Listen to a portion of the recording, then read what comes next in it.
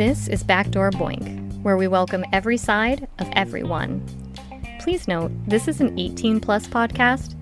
It's time to put in some earbuds if you don't want to answer awkward questions from your children, family, or friends. I'm Kayla, a certified relationship and intimacy coach. And I'm MJ, and I brought the lube. In this podcast, we explore the behind the scenes of a weekly wellness topic. Our goal is to help you feel good, be naughty. Thank you for checking out our After Dark, After Hours podcast. You can find more information, including our YouTube channel, social media accounts, events, Discord, and products at boinked.com. That's www.boink-ed.com. Now, let's get in that back door.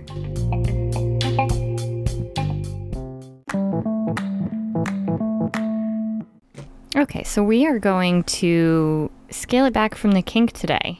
No. Oh, I know, baby. I'm so sorry. We're going to get serious. No. Let's get serious. That's not even those words. But now the singing's done. I was thinking a song, but you know. No, tell me. No. You know. Please. I was into whips and things. She was into pain. That's kinky. That has nothing to do with... Okay. Has nothing to do with serious. Nothing. Absolutely nothing. That's where my mind was. So we're going to talk about something that I feel can help all different kinds of relationships. Oh. Wow. Yes, O. The big O? Not the big O. Oh my gosh, no. Oh. Can you take that brain, gutter, remove, rinse, shake dry, in head, okay? You've met me. Is that possible? No, it's not. Oh, okay. It's not possible. No, Will I at least pretend to try? You can try. You know what? People come for your commentary. You just do you. It's fine. Okay. I'm going to talk serious. A for effort, trying to wipe that smirk off your face. I'll be serious now. All right. We're like 2 minutes in, and I haven't even said what this thing is about. So I've been working with families because as a relationship coach, families, work relationships, friendships, and intimate relationships, that's all part of the gig. But one thing that I have come across lately is what I was referring to as the cycle of anger. And apparently this is a legitimate term used in therapy. And I wanted to talk more about that.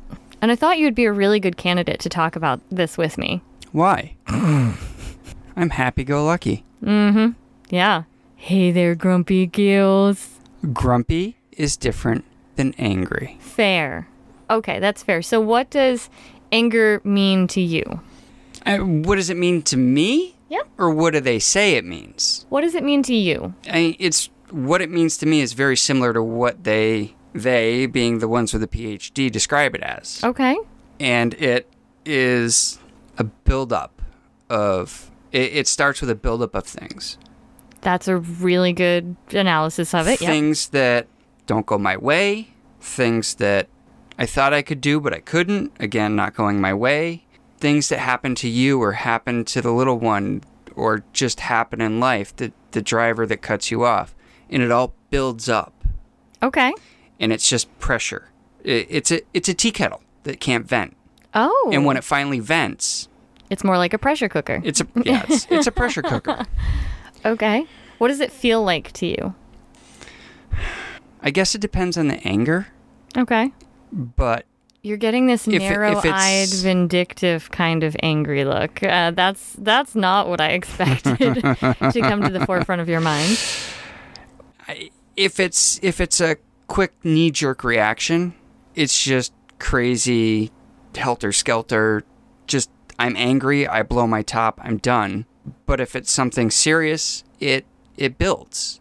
It starts in the gut, and it just tense muscles, tense chest, heartburn, headaches, tension in the neck and shoulders. Okay. Until it finally pops, and usually it's okay. Like everybody, it's not usually directed at the right situation or person. I don't think you're saying anything here that is people not aren't aware of, but it's being aware of in the moment. Yep.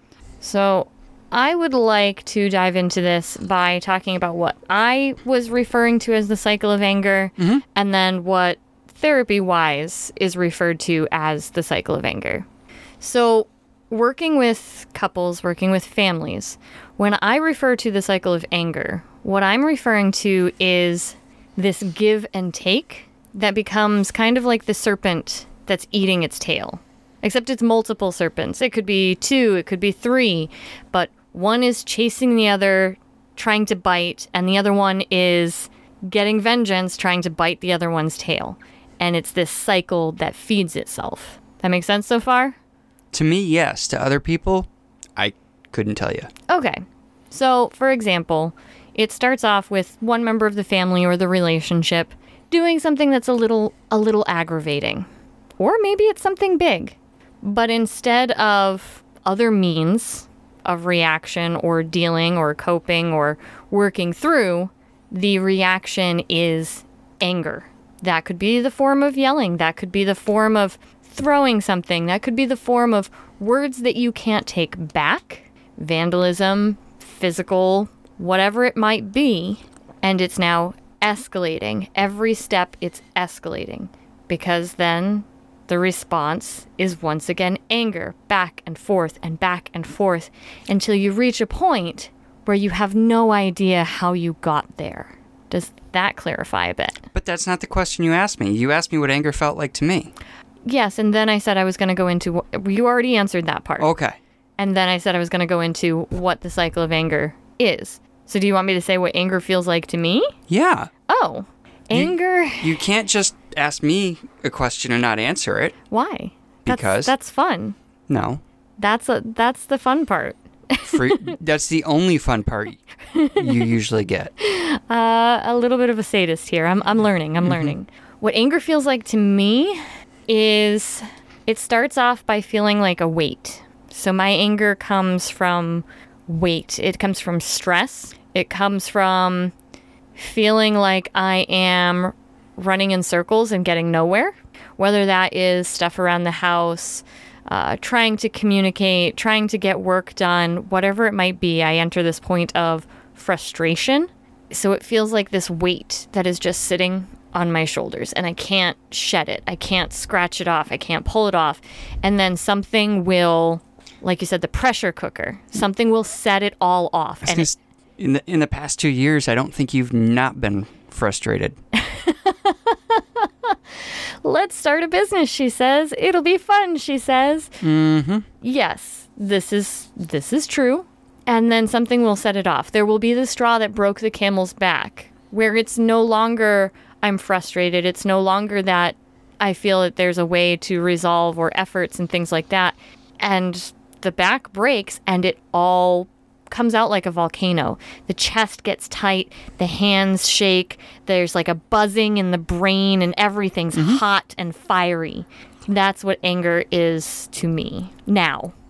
Now, question for you. Yes. Is your anger like mine, where it's the little thing, it's that final straw, the little thing.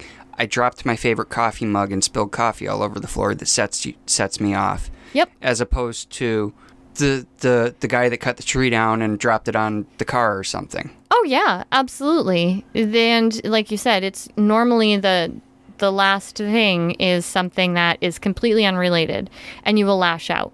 And for your coffee example, it might be, well, Kayla, if you hadn't put it in a different spot than it was last time, or you shifted it on the counter, I wouldn't have turned around and knocked it over, and now it's all your damn fault, because we're not actually upset about the spilled coffee or the coffee mug. And we're not necessarily upset at you or the other person involved. It was just something small, something silly, something stupid, something... Yep. For a lot of us, when the anger comes out in that physical, visible sense, it is unrelated. So finding the underlying cause of anger is a huge part to breaking that cycle. Because once you get other people involved, you just turned around and snapped my head off about a coffee mug, for example. And this is all very hypothetical. I'm sure we've had situations. Oh, we've had this conversation, I'm sure, in the past. Yes, something similar, if not this exact conversation. One way or the other. You turn around and snap my head off about the coffee mug, that I moved it, and it's your favorite. And maybe you say something like, I can't stand it when you move things around the house. Why do you even bother trying to clean? Yeah, you're pursing your lips because that is a thought that has crossed your mind, if not your lips. I get it. But what's my reaction now? Now you're mad at me. I've turned on the defensive. You took something that was probably more about frustration, about work, about being tired, about not yet having caffeine in your system. And now it has become a personal attack. I'm defensive. I'm angry. I'm mad at you. I lash back. Initiate cycle.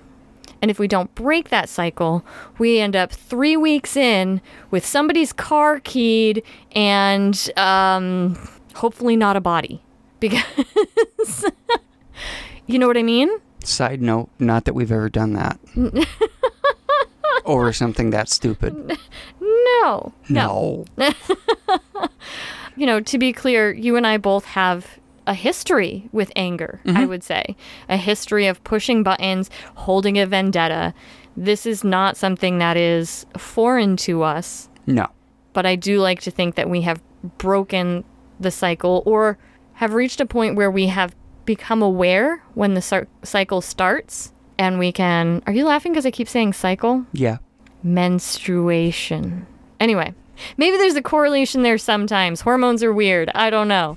So that, to me, is the cycle of anger. And this can affect relationships, intimate relationships. It can affect your relationships with your parents, with your children, with your coworkers, all of it. So let's talk about what the cycle of anger is in therapy, and then you and I can brainstorm some ideas on different ways to break one cycle or the other. How's that? Well, so we've established what anger is and caused by. We have. I think we have. Is there anything you wanted to add? No. I think we've covered that. Okay. I think we've covered that. Okay. So the cycle of anger where it relates to therapy, I'm actually going to let you read through these because this is something that you found real quick before we sat down. Okay. So what are the five pieces to the cycle? Well, there's the triggering event, the part of the situation that triggers. The coffee mug. The coffee mug. Being cut off while driving to work. Feeling disrespected. Okay. Couple things. Then you go into your negative thoughts. Irrational and negative thoughts occur as a result of a triggering event. So, coffee mug example. Mm-hmm. She doesn't care. She can't do anything right around the house. That would be the irrational thought. Yep. Okay. Okay. Other things, the jerk who cut me off while I'm driving doesn't care. He's a piece of whatever. And that's why you speed up, get around him, and... Okay, no, we're talking about healthy ways to cope. Oh, healthy ways to cope. Okay, so we'll scratch that. Okay. I didn't say that. What's the next? After the triggering, the negative thoughts? The emotional aspect, the emotional response. Negative thoughts lead to negative emotions, even if the thoughts are irrational. I blew up. Now I'm feeling guilt or shame, kicking that stone in front of me, walking back, not quite ready to ask for forgiveness yet, but I feel it. Or, alternatively, you're sitting on that irrational thought of, she can't do anything right around the house. What the fuck did I get myself into? Yep. And now you're starting to brood on the irrational thoughts. They're more than thoughts. They're eating in your gut. It's turning into rage. Yeah, there you go. Yeah. Okay. So after emotional response, you go to physical symptoms. What we described as how anger feels. Mm-hmm. Okay. How it feels. Some people in a bad situation have a flight or fight response. Similar, racing heart, clenched fists, sweating, shaking. I think between your description and mine, we covered all of that, actually, except maybe sweating. No, I said everything feels hot. Yeah, okay. Everything feels hot. And then the last step of the cycle. The behavioral response. Yep. Based upon thoughts, feelings, or physical symptoms is how the person's going to react. Fighting, yelling, arguing, criticizing. There you go. See, and what I would do, so this picture looks like a circle. It is. Because they have triggering event, negative thoughts, emotional response, physical symptoms, behavioral response. And then it feeds back into triggering events. I would turn this into a figure 8 that would take these behavioral responses and feed up into a different person's triggering event. That's where I'm making this a interpersonal situation as opposed to just a singular person situation. This anger, this particular single cycle, this single circle, is relative and important to one individual going about through their daily life. And let's be clear. When I saw this, I downloaded it, and I mean, it is true how it works for one person, but that's how this particular website was set up. Yes. So I would turn this into a figure 8 where that last step, that behavioral response, that yelling, the criticizing, the arguing now feeds, and that becomes the next person's triggering event. Mm-hmm. Cycle back down and through again. And that impacts, how you relate to other people. What type of emotional connection you're able to have with other people if you cannot get a handle on this cycle. And sometimes when you get another person involved, it makes it even harder to get a handle on it. Yeah, makes it worse. I'm not vindictive. No. I would never. Mm-mm. Where's the sugar gone? Where's the sugar gone? Why won't my car start? Oh. Cornstarch works better. Does it? Okay, we're not encouraging. Oh no, we're not. No, illegal vandalism, none of that. No. So, yes. In your experience, we've admitted here that we have a history with anger. And I would say that we have, you're sitting back, you're ready. Okay. We have a history with anger in previous relationships, but also with each other. Mm-hmm. When we initially started dating, we were both in very difficult positions that created that fire under the kettle. The kettles were simmering. They were ready to boil. Sex was good, though. Oh, gosh. Was it ever? I mean, it still is, but anyway. Who has time for that? Nobody got time for that. So let's talk about what you inherently think are some ways to break the cycle without looking it up, without, Googling anymore, as a normal, average, cis male human being who is in a somewhat healthy relationship. Neither of us can say that with a straight face. But how would you suggest as a way to start breaking that cycle? Like everything else, it's a problem. Remove it. If you can't remove it, remove yourself. Okay. Elaborate. What's causing me to be angry? Once we identify the source, we either remove it or we remove ourselves from that. Okay. Providing we're able to. Okay. I would like to extrapolate on that a bit. Mm-hmm. Who talks like that? I would like to dig into that deeper, and I would like to say then that one of the very, very first steps is to find the actual source of the anger. Mm-hmm. Not just the anger in the moment. Why did that coffee mug, why did that situation set you off? Because it was my favorite coffee mug. Okay. All right. It was the one that said, "It takes balls." I remember that mug. You are pulling from life experiences, aren't you? Oh, I had that one made special for you. Mm-hmm. Okay. Anyway, you would have to then stop and say, what was I feeling before that happened, before that triggering event, and why?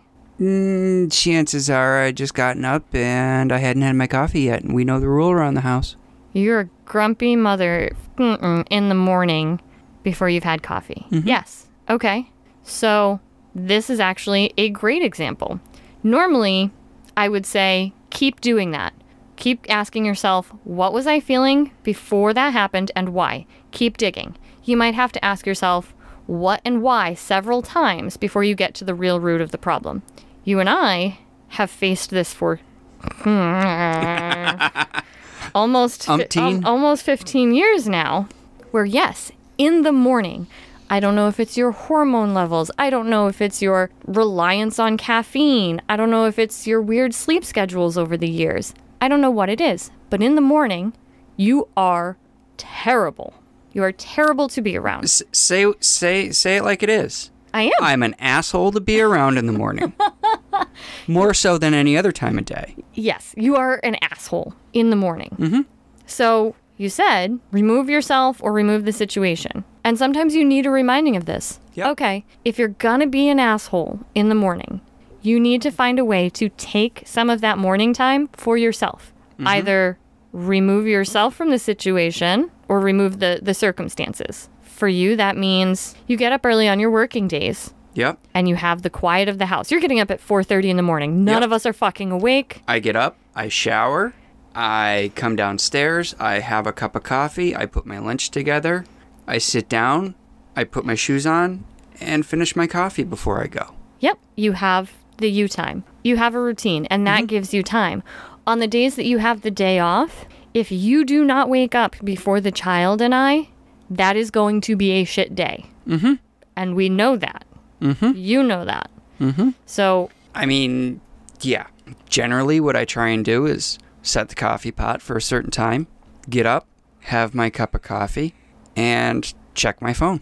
Yep. And just have my first cup of coffee. So I'm going to... This is a very... I feel it's a basic. Basic. This is a very basic example. Some of these things are going to be cycles of anger between parents and their children. Mm-hmm. I feel that is one of the ones that speaks really to me, and maybe it is because of the families that I'm working with right now, or maybe it is because of my past, but there are cycles of anger, especially... Oh, I just checked the Google. It's definitely your parents' fault. It's always the parents' fault. Oh, my parents messed me up so good. Yours did. We will. It's always the parents' fault. But anyway, working with families lately, there are these cycles where a child, especially in teenage, preteen years, hormones going wild, will lash out. Mm-hmm. And then you've got that parental emotional response. Am I a bad parent? Does my child just not care? Does my child not see what I do? I am taken for granted. My child is a selfish little meh, whatever. And then there is the punishment of the behavior.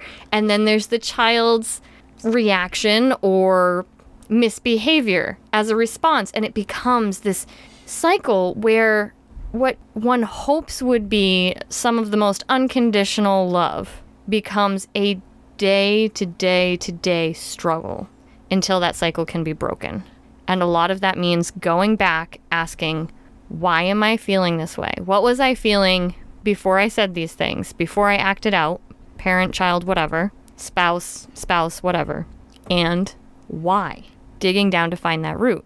So you've really hit the nail on the head with the first thing that I would recommend. What other ways do you think there are to break the cycle? Or what additional steps do you think there might be? Well, if it's not something you can easily remove yourself from. Ooh, okay. For a temporary fix. Okay. Bite your tongue the best you can. Ooh. I've said it before. Go see a head mechanic. Go see a head mechanic. Okay. They have ways of helping. Get to the root cause. Absolutely. If you cannot find the root, a head mechanic is definitely going to help. And they may have some additional coping mechanisms. Yeah, they might. Because you can't just go around beating everybody's ass that pisses you off. Oh. I mean, we all like to. So wait, if I piss you off, will you beat my ass? No. Damn it. You'd like it too much. That's so true. You will find something more creative to punish me. Punishment.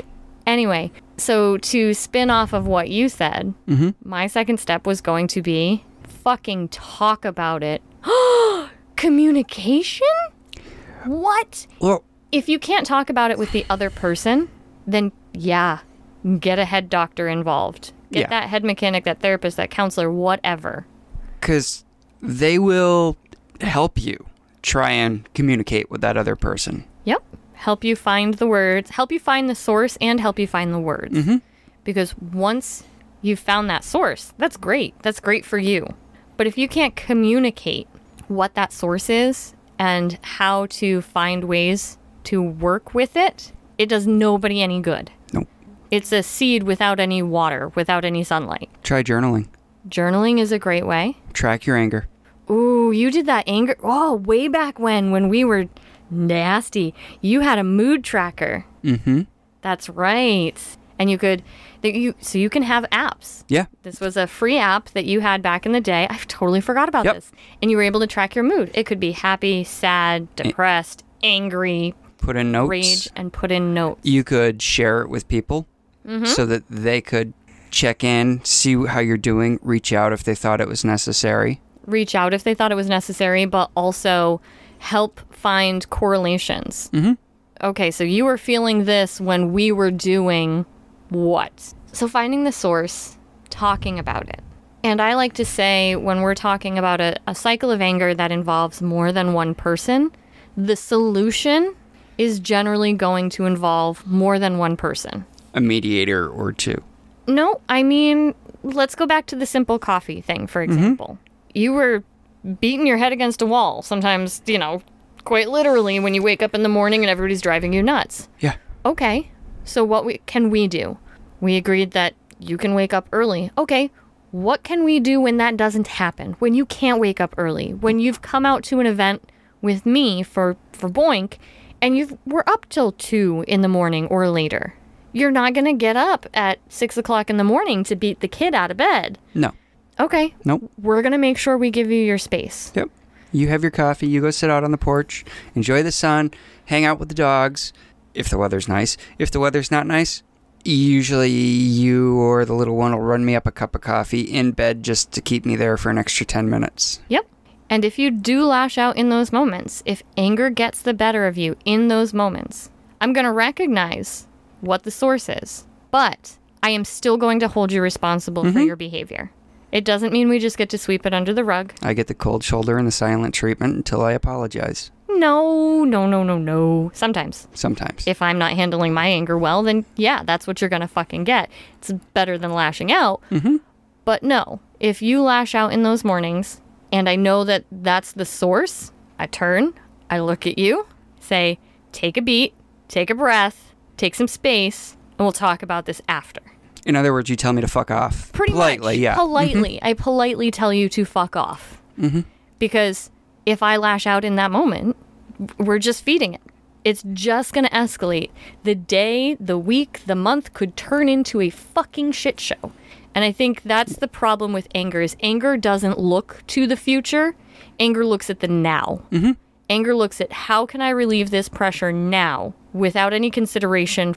So part of what we were referring to as the behavioral response, where you lash out and you yell and stuff like that. The phase between the physical symptoms and the behavioral response, where you start to feel those physical symptoms. My heart is racing. I can feel the heat coming to my face.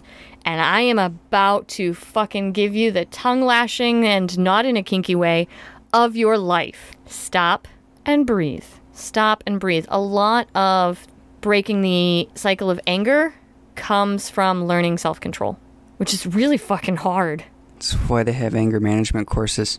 Goosefaba. There you go. It was a great movie, by the way. It was. It was funny. Speaking of anger. Yeah, what's a trigger for me? My phone going off incessantly. That starts to build the frustration for me. Yeah. And then there could be that last message or that last thing that's trying to divide my attention, and I will, on occasion, have been known to throw my phone across the room. Like, hey, you said remove the thing that's causing the anger. And there it goes. Again, not the best behavioral response, as opposed to muting it, putting it in the other room, and leaving it alone. But anyway, is there anything that you think we should add? This is just a very broad, I feel, look at anger. Everybody's is going to be different. But is there anything on the broad scope of things that you think we need to add? Not on the broad scope, no. Most people can feel it coming on. Yep. When they're about to snap, recognize it. Instead of just breathing, I'm gonna add, and I think we use this, is that it's okay not to know in the moment. Make people aware of that. You feel that physical response. You feel the heat, the hands shaking, the sweating, the heart. You are ready to launch. And go ahead and say, I've hit my limit. I don't know why. I need to remove myself from this situation for now, and then we can talk. That's awesome. That right there would be a fucking win in my book. I need a break. I need a break. Yeah, if you can't articulate that whole fucking thing, I need a break. I need to collect my thoughts. Or just I need a break. Yeah, I need a break. We can circle back to this later. But that means there does have to be follow-up. Because otherwise you're just trying to add more water, and it's just going to keep heating up, building pressure. Yeah, takes a lot of honesty. Takes a lot of honesty with yourself and with anybody else involved. Breaking a cycle of anger means taking responsibility for your anger, and that's fucking hard. And you know what? If that person does blow up at you, don't poke the bear. Walk away. Let them calm down. Doesn't- Easier said than done. Easier said than done, and it doesn't mean you have to ignore or excuse the behavior. No, but don't get sucked into the cycle. There you go. That's a really good one, especially when we're talking about relationships with preteens and teens and children in general. You are the adult in this situation. Mm-hmm. You have more cognitive ability, In theory. to handle your emotions than that child does. Their brain is not developed to do the "and why do I feel like this?" They say what? Your brain's not fully developed till you're 21 to 23-ish? About 23 to 24, I believe I heard. And, there are different stages of development. You definitely feel a shift from single digits to double digits. Mm-hmm. Probably another shift as you're about 18 or so. But it really is that 24-ish range, give or take, where you have a lot more cognitive self-awareness. More of a, dare I say, conscience. What's that? I remember the first day I heard my conscience. We're not going to go there. I was a very not good person in my past, and maybe one day we do a confessions episode. Yeah, I don't think we need to do that. I don't want to hear your confessions. I'm not going to subject people to that, but I do feel because I work with people about their emotions, it would only be fair. Okay. Anyway. I'll dress up as a priest for you. You can give me your confession. Oh, the recovering Catholic in me knows that's so wrong, but also, will you bring a ruler? I know that was mostly the nuns, but it all kind of blurs. Anyway, let's just. No, I'll bring a belt instead. Strap. It really does take a lot of responsibility to recognize your part in what becomes this cycle of essentially vengeance. Is really what it becomes. Because if we're looking for peace and resolution, it doesn't come in the form of yelling back and forth at one another or throwing things or hitting things or people. That's vengeance. That's anger. Taking responsibility, stopping yourself, finding the source, and communicating ways to deal with it. That's it. That's it? I just kind of watered that the fuck down. Because you did. It's a lot of you work. Did. It's a lot of work. Yeah, but you're trying to fit it into, what, 30 minutes or so? A 30-minute podcast. I absolutely recommend, if this is something that you experience, please reach out. First consultation is free. If this is something that we agree, professional and client, that is not something that we can work on together, then absolutely, I will refer you to other sources. But please don't let it continue to boil. When I said it's a lot of work, I will add that it does get easier with time. It's brain training. Mm-hmm. You are rewiring. You are building new pathways to interact with situations. New knee-jerk responses that don't include outbursts. And that takes time.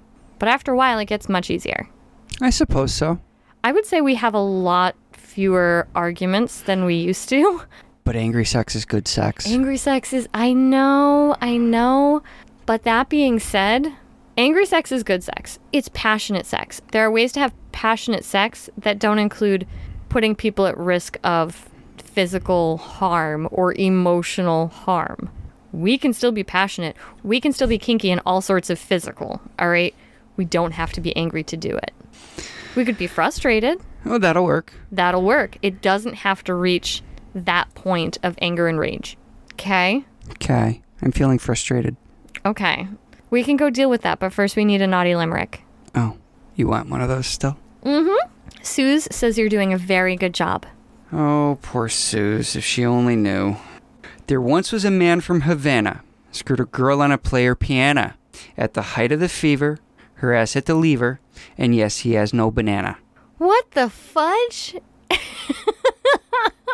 I'm trying to see how that plays out in my head. And I'm not exactly sure of the physical positioning. But either way, the ending is just stuck in my head. The way his penis is stuck in the piano, as you called it. Mm-hmm. Is that how it's spelled out? No. No? No. Okay. Now you can sing. I'm not singing. You sure? Yes, we have no bananas? I don't... Nicely done. Are you ready to say goodnight? Good night. Good night, everybody. Thank you as always for listening. We look forward to next week. We will try and keep things balanced between spicy and intimate, relations and kinky. I'm getting a look of utter disgust. Yeah, we got to talk about feels and stuff. But anyway, we do have some interviews coming up that will be really exciting. But in the meantime, stay you, stay beautiful, feel good, be naughty. Good night. Bless me, Father, for I have sinned. It has been 40 years since my last confession. Thanks again for listening to this podcast. I started Boink in 2022 with the goal to create a safe environment and culture for all genders and sexual orientations, to learn about and embrace every part of themselves and one another. We offer workshops, events, and various inclusive products, along with consultations to make sure we take a holistic approach to enhancing individuals' sexual satisfaction with themselves or their partners. I believe that when you accept yourself and your partner on the most intimate of levels, it filters out into your daily life. The World Health Organization recognizes this, saying sexual health is fundamental to the overall health and well-being of individuals, couples, and families, and to the social and economic development of communities and countries. So as long as you'll have us, Boink will be here. Kink-affirming, gender-blurring, sex-fulfilling. And you can find any of our details at www.boink-ed.com.